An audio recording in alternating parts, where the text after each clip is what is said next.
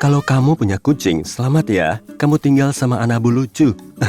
Maksudnya karnivora paling buas. Meskipun kucing suka bersikap kayak penguasa tempat tidur, mencuri kasur dari anjing yang ukurannya lebih besar dari mereka, dan mencain vas mahal, bagi kita, mereka cuma Anabul yang lucu dan berharga.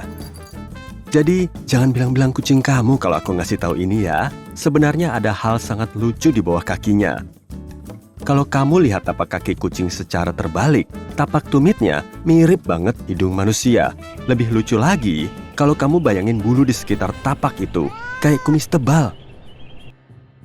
Lama-lama, kalau kamu perhatiin peta Australia, kamu mungkin mulai mikir bentuknya ngingetin kamu sama sesuatu.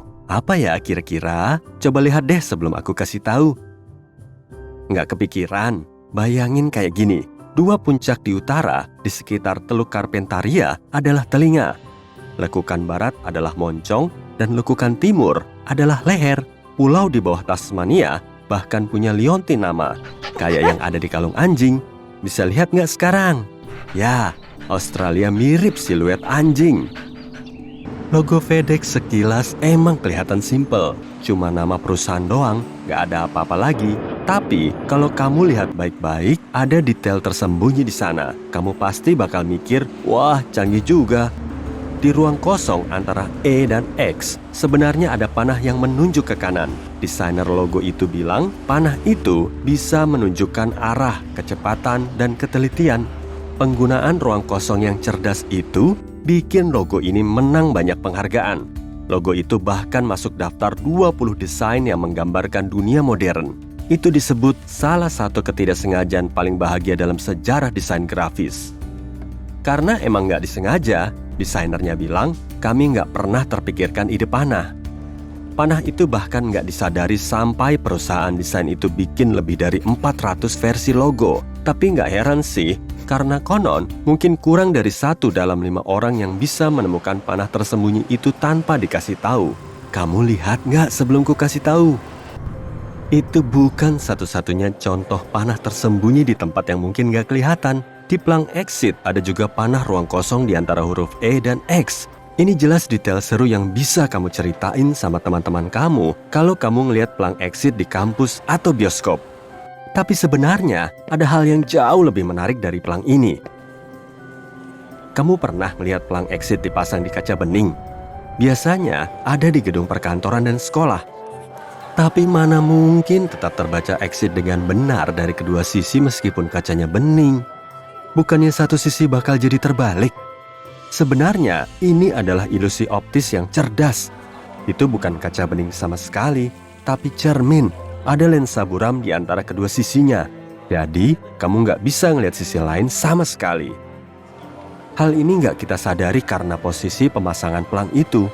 Di atas, dekat langit-langit gedung perkantoran, nggak ada pantulan bayanganmu atau hal lain yang bikin kamu tahu itu sebenarnya cermin. Selain itu, langit-langit dan dindingnya cenderung monoton. Dengan pola yang kelihatan sama di kedua sisi. Waktu kamu gerak, sudut pandangmu bikin pantulannya sama dengan apa yang kamu harap lihat di sisi lain. Tapi nanti, kalau kamu melihat pelang exit yang kelihatan bening, coba lihat baik-baik. Kamu bakal ngelihat ubin atau listnya nggak akan sejajar. Jadi, kamu nggak akan terkecoh lagi. Pom-pom di atas kupluk atau topi lainnya mungkin cuma kelihatan kayak hiasan lembut. Ternyata, keberadaannya punya alasan cerdas yang nggak ada hubungannya sama penampilan. Konon, pelaut Prancis bikin ide buat pakai topi dengan pom-pom biar kepala mereka nggak terbentur. Selama cuaca buruk, kapal mereka bergoyang-goyang. Jadi, mereka sering terbentur langit-langit rendah. Nambahin pom-pom ke atas topi sama kayak nambahin bantal empuk buat melindungi mereka dari benturan itu. Kamu pernah merhatiin koin nggak? Di pinggirannya ada gerigi kecil-kecil kan? Dan itu ada alasannya. Pola lekukan pada koin adalah peninggalan masa lalu saat koin logam sama nilainya dengan mata uang yang ada. Beberapa koin beneran dibuat dari perak dan emas loh. Nah, karena itulah beberapa penipu licik biasanya mengikis pinggiran koin dan pakai logam itu buat mencetak koin baru. Setelah itu, mereka membelanjakan koin yang udah dikikis kayak biasa. Jadi, dibuatlah lekukan itu biar ketahuan ada yang mengikis ujung koin. Ngomong-ngomong soal koin, Ada pola yang hampir nggak kentara di koin Inggris, dan banyak orang nggak terlalu merhatiin itu. Di 6 koin kecil ini, ada pola yang kelihatannya nggak ada artinya. Tapi, waktu kamu susun dengan benar, dengan koin 5 pence di tengah, kamu bakal ngelihat gambaran utuhnya, lambang Britania Raya. Kamu juga bisa melihat lambang itu di koin pound, tapi lebih seru kalau nyusun sendiri kan? Coklat Toblerone berasal dari kota Bern di Swiss. Ini juga disebut kota beruang. Pantesan aja logo coklat segitiga ini dirancang dengan rahasia mengecoh. Kamu pasti nggak percaya udah melewatkan hal ini. Sekilas, logonya mirip gunung biasa, tapi ada gambar lain yang tersembunyi di sana. Di ruang negatifnya, ada beruang yang berdiri dengan kaki belakangnya. Nah, kalau udah tahu begini, kamu pasti bakal terus ngeliat itu waktu kamu makan coklat ini. Ngomong-ngomong, ada satu lagi logo coklat dengan detail yang hampir nggak disadari orang-orang. Kalau kamu miringkan bungkus Hershey Kisses, kamu bakal ngeliat ada bentuk isi coklat itu di antara huruf K dan I-nya. Huruf K-nya dirancang khusus buat melengkung kayak coklatnya. Kamu pasti belum pernah merhatiin baik-baik obeng dan kunci pasring kamu. Tapi kalau udah, kamu mungkin nyadar bentuk gagang obeng dan bagian dalam kunci pasring sering sama. Itu emang sengaja kok.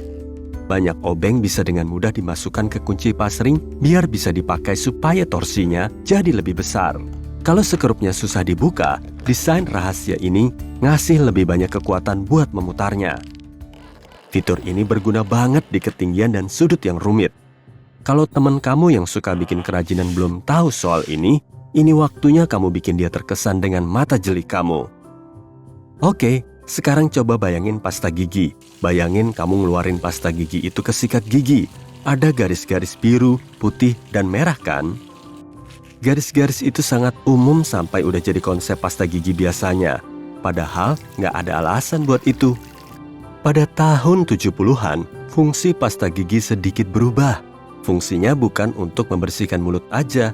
Orang-orang pengen pasta gigi juga menyegarkan napas. Perusahaan pasta gigi pertama memenuhi permintaan mereka dengan nambahin garis biru ke pasta gigi buat nunjukin kedua fungsi itu. Setelah orang-orang lebih merhatiin kesehatan gusi, merek pasta gigi nambahin garis ketiga, merah, buat nunjukin pasta gigi mereka punya 3 fungsi, membersihkan, menyegarkan, dan mengontrol plak. Meskipun pasta gigi putih juga punya khasiat yang sama dan nggak perlu pakai warna berbeda, perusahaan tetap nambahin garis-garis itu, soalnya masih ngejual. Waktu pertama kali berkecimpung ke industri makanan manis, pendiri Baskin-Robbins, Bert Baskin, dan Irv Robbins punya toko masing-masing. Tapi karena mereka saudara ipar, mereka mutusin buat bekerja sama. Waktu mereka bersatu, toko mereka punya selling point yang unik. Mereka menawarkan 31 rasa. Dengan begini, pembeli bisa kembali setiap hari dan nyobain rasa baru. 31 rasa itu menjadi bagian yang enggak terpisahkan dari akar perusahaan. Nah, sampai sekarang ada referensi tersembunyi buat itu di logo mereka loh. Ada angka 31 di dalam huruf B dan R logo Baskin-Robbins. Angka-angka itu dikasih warna beda, tapi desainnya pinter banget nyembunyiin rahasia ini sampai kamu nggak pernah sadar kalau nggak dikasih tahu. Tapi kalau kamu lebih merhatiin es krim daripada desain grafis logonya, aku sih paham.